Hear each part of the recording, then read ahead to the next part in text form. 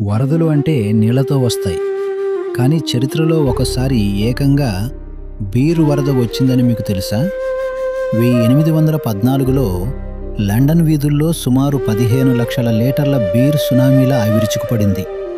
లండన్లోని ఒక పెద్ద మద్యం ఫ్యాక్టరీలో బీర్ని నిల్వ ఉంచిన ఒక భారీ ట్యాంక్ ఒక్కసారిగా పగిలిపోయింది. ఆ దెబ్బకు దాని పక్కన ఉన్న మరికొన్ని ట్యాంకులు కూడా పగిలిపోయాయి. ఫలితంగా లండన్ వీధుల్లో 15 అడుగుల ఎత్తున బీర్ నదిలా ప్రవహించింది.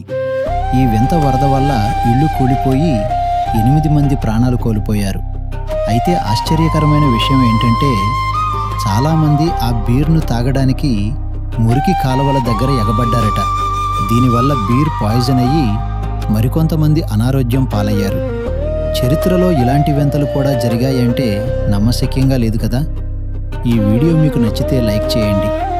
మరిన్ని క్రేజీ హిస్టరీ ఫ్యాక్ట్స్ కోసం ఇప్పుడే సబ్స్క్రైబ్ చేసుకోండి.